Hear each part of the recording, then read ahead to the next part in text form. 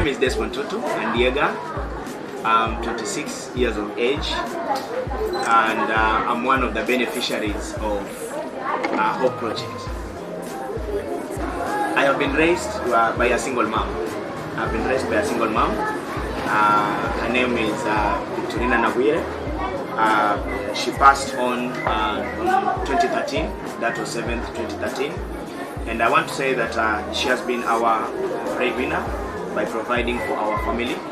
And the business she used to do for her, so that she can provide for our family, she used to brew changa. So actually we have grown brewing changa. So I'm an expert in brewing changa because I had to train myself so that I can help my mom. In our family we are 3, but actually our firstborn lived mostly with his father, and Chiluba and I, Chiluba is our lastborn, we lived with my mom. So when my mom got sick, before she passed on, I had to take the responsibility of taking care of the family by doing some jungle work or construction so that I can provide for the family. I want to say, together as a family, we lived happily. We accepted the fact that this is who we are today, and our mom was sick, paralyzed. We accepted that fact, and we really loved our mom, and we accepted each other as brothers. So our relationship was so good, and we really supported each other as brothers. Yes. Okay. My life in school, I want to say it was not that comfortable. My primary level I did in Bangladesh, the slums that we are in today, and my mom struggled to pay our school fees. She was a mother who really supported education, and I want to say that most of the time, most of our teachers understood us due to our mom's situation. So when I finished my class 8 class, I joined Form 1 in Mondika Boys, where I was called at first. But unfortunately, I could not manage to pay the school fees since it was a professional school and a boarding school and very expensive. So I tried to look for help from politicians, the community. They try their best to help, but sometimes it becomes a little bit difficult to help people you're not related with. So sometimes when I was in Form 1, that was in 2008, December, almost heading to close the closing of the school, I got a call that my mom was very sick. So I had to leave school immediately the last week before closing so that I can come to Mombasa and take care of my mom. Actually, by then I realized that maybe my education has stopped. So I didn't have any hope to move on with education. So I want to say that the hope was brought back by the H.O.P.E project. They are the people who took me back to school after I had given up that maybe I may not be educated anymore, and I was calling myself a class 8 leaver since I could not be able to finish or to complete life. Okay, when I came from the countryside to Mombasa, and I saw my mom was paralyzed. She could not walk, she could not do anything, so we were the people who could take care of my mom, feed her and doing everything for her. So the people from H.O.P.E project came along to visit my mom and check on her on how she was doing, and they saw me outside there. Actually, I was studying. I had the heart to go to school, but now I was not able. So one of them asked me why I'm not in school, and I told them I'm taking care of my mom. Actually, my younger brother was in class 5 by then or 6, and one of them was so much, they really sympathized with me, and they told me, are you ready to go to school? And I was like, yes, I can really appreciate if I go back to school. So they gave me a task. They told me to go and look for the school of my choice, and actually I went to St. Charles, and they told me I go for an interview in a week time, and I thought like, wow, that will be so long for me to stay at home. So I went to Kajembe High School, where I was given the interview. I passed the interview, and immediately I was taken in. So I went to their offices, and I told them, actually I've passed my interview and those who are ready to take me in. And from there, H.O.P.E project took me as their responsibility. They paid my school fees, they bought uniform for me, they gave me shoes, they gave me everything I needed. I was just to mention, this is what I need, and H.O.P.E project was there for me. I want to say, since H.O.P.E project took me, I have never been sent home for school fees. I've never lacked anything academically. In short, I was like a rich person's son. because I had everything I needed. Yeah. My situation at that moment actually was not easy until when Hope came into my life. And I want to say that every time we could close the school, we could have a workshop with Hope project. And I want to say it was not that we could not struggle, because Hope could provide us with transport, meal, and every other thing.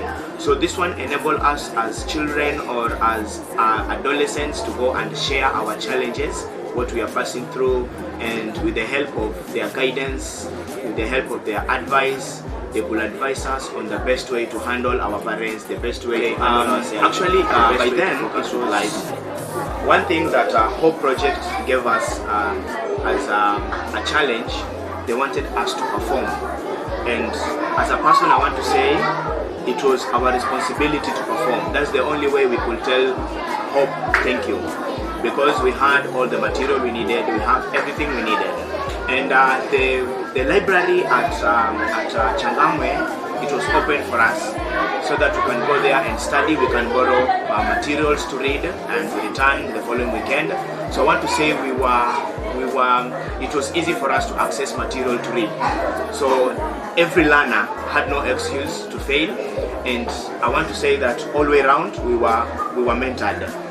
Emotionally, our emotion was taken care of, our physical was taken care of, and our academic was taken care of. So we were all fit to learn, and like any other learner who is focused and want to have a great future. I was called for an interview in this school as an untrained teacher. Actually, I started earning 3,000 by then per month, and I appreciated that at least I'm a Form 4 leaver, I can be a teacher. And sooner or later, my boss, Madam Lina, advised me to go for college. So I went to college.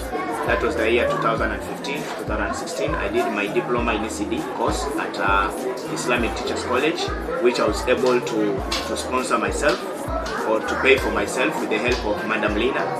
And I want to say that now it is my 6th year since I came to this school, and I'm a professional teacher. I can be employed by the government anytime I apply. So I want to say that those two are my profession.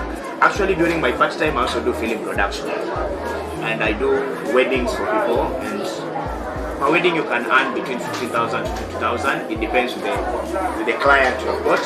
I also do film for the communities. I have a group by the name Slum Empire. I started the group because of the skills I have on filmmaking. So I can say I earn money through teaching, at the same time I earn money through video making. So the two of them, they give me a living every day.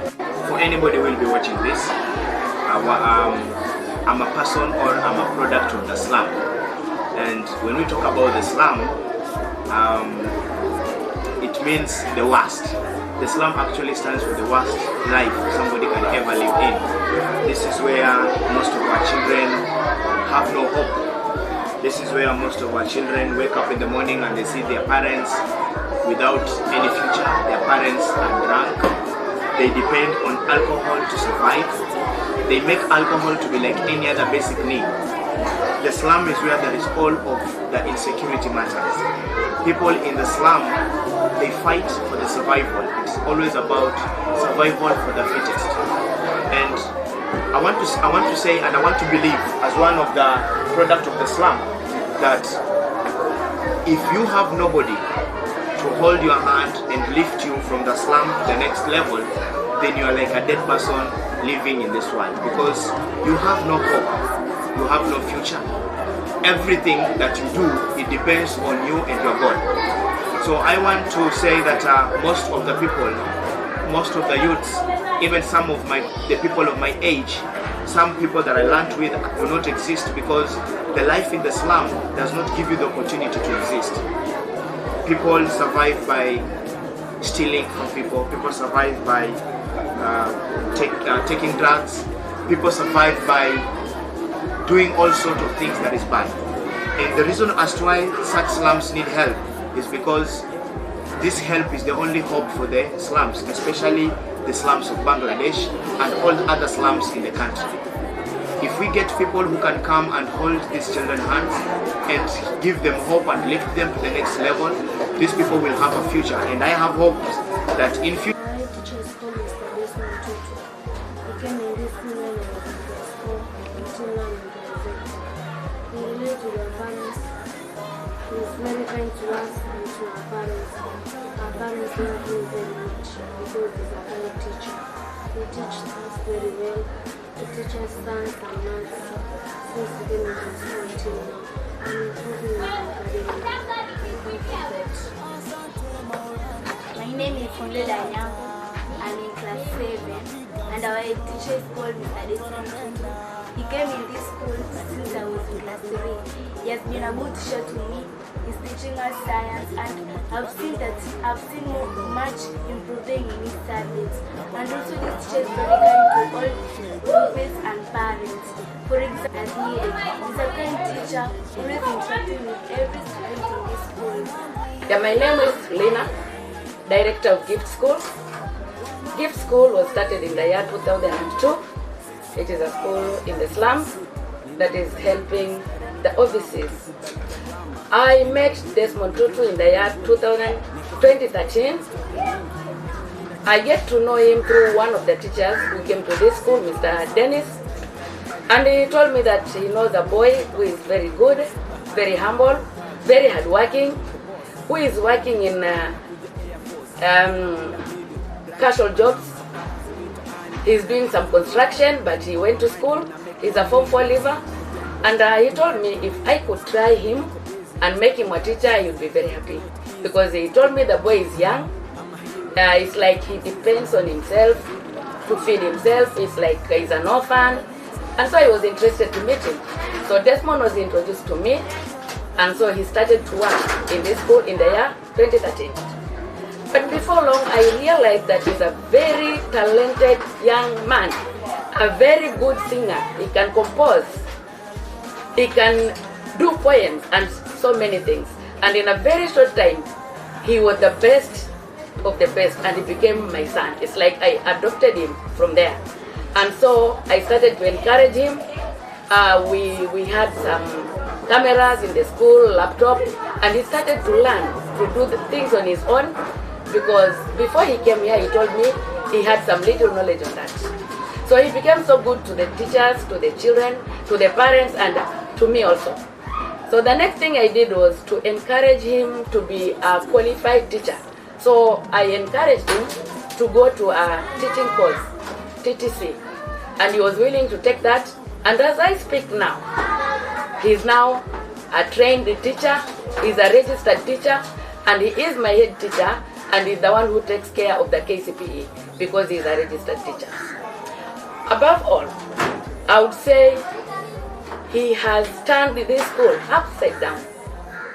The characters of the pupils have been transformed in a big way. The teachers no longer give me a headache because I gave all the teachers to him. Sincerely, I don't know who gets employed, who gets sacked. He only tells me so and so is there to be paid and so has misbehaved. So he is, let me say, he's a very good instrument to this school. He's instrumental to me and I wish to continue to be with him in many, many years to come. So I thank God for Desmond. Kwenye game sitofeli mission soma lebo